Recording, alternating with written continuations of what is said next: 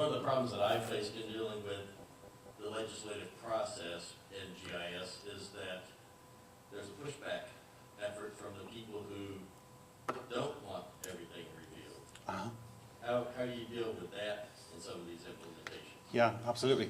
I think it's a key point, is that I think what we have to address, and I think URISA can be just profoundly useful as an organization in this capacity now because of its 49-year history, is I think next year's 50th would be just a wonderful time to basically make the point that all of the technological problems are now over with. Which doesn't mean that GIS is just going to start popping up everywhere and become a critical part of the process of making legislation or regulation. But all of the reasons for it not being there are now all to do with the issues that the gentleman just mentioned. It's all to do with issues to do with data quality, data ownership, data sharing, and then this overarching, I guess, mantra that you find in the public sector, which is that you basically start with no, as the answer. Just start with no and let's see where it goes. So if someone else comes in and asks for your data, just start with no and see if they go away. And we somehow have to change all of that. I think what we also have to do is we have to realize that Tim Bray, a friend of mine who worked on the XML specification, was fond of saying that, I know it's terribly inconvenient, but information really does want to be free. And there's a degree of inevitability about this. Linus Torvalds says that given enough eyeballs, all bugs are shallow. And I think there's a tremendous truth in that when it comes to quality of geo information. If I put that information out there, yes, it's going to make me uncomfortable. Maybe I think, gosh, someone's going to do something with this piece of information that I really, isn't going to be good. That is possibly true. But the flip side of it is that there's all sorts of amazingly good things that can happen from it.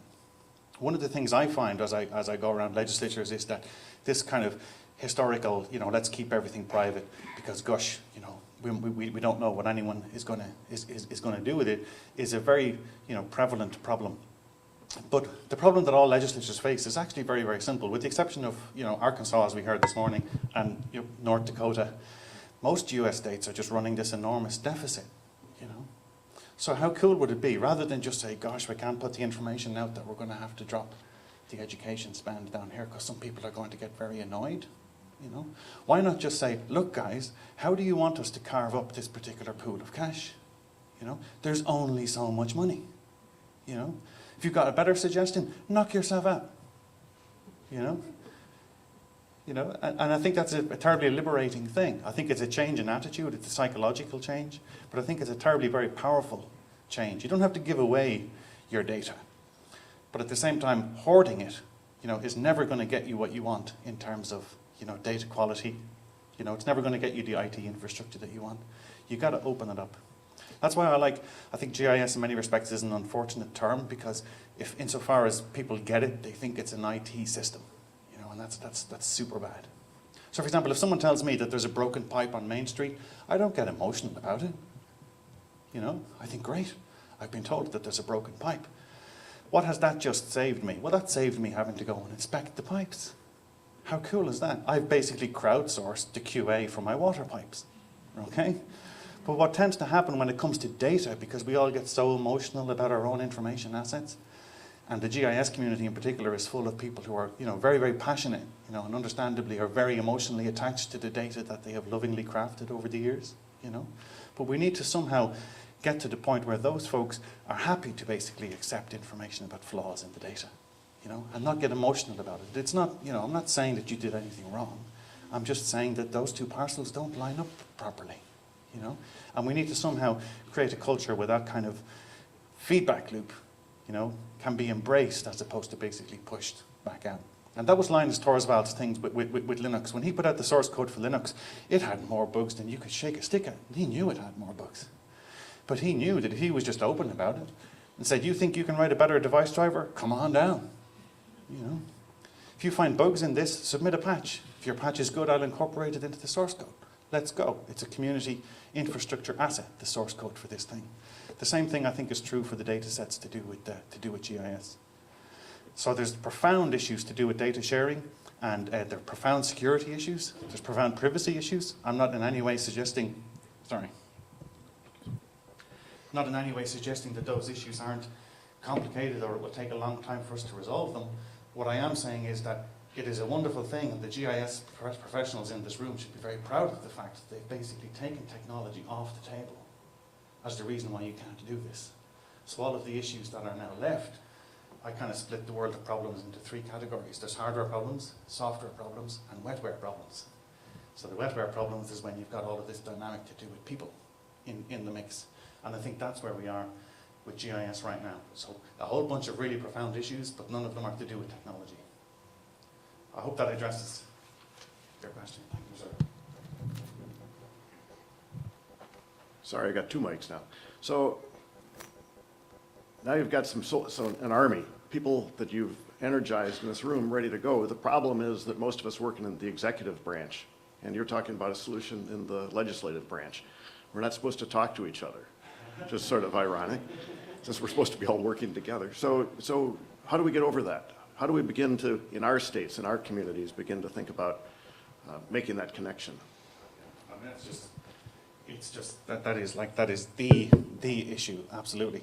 In Kansas, what we have is a situation where there's 3 CETOs across the three branches of government, and any large IT expenditure basically requires a conversation and approval from all 3 CETOs.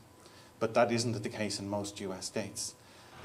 I think the separation of powers has got all sorts of profoundly good reasoning and thought behind it from the perspective of how to build a modern democracy.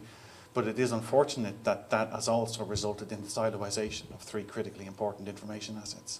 To fully understand the laws that you all live under, you might not realize this, but in order to basically know whether or not you're breaking the law, as opposed to rules, again, as we heard this morning, because there's a big difference between breaking rules and breaking laws, you want to know that you've broken the law. You basically need information from your legislature, which is the laws that were passed, plus the codified statute. You need information from your executive branch, because it's the agencies ultimately that produce the regulations that basically add the detailed meat onto those laws. And then ultimately, none of that amounts to a hill of beans, because at the end of the day, it depends on what the judge interprets the legislation to mean. So you need the case law. So what we have here to do this right is a requirement for information sharing across the 3 branches of government. And I think that is the biggest problem addressing us in the 21st century, is how to make that happen. When I presented recently at the Kansas Mappers Association, for example, one of the reactions I got from the audience was, oh my gosh, we're going to create yet another GIS silo up in the dome, you know? So the legislature's going to have its own copy of everything, and oh my gosh, that would be terrible. And of course it would absolutely be terrible. It doesn't make any sense, because all of the key information, all the critical expertise and all of the care and feeding resources to mind all of that stuff exists in the agencies, right? So, and it exists at local government level, and all of that's an executive branch function.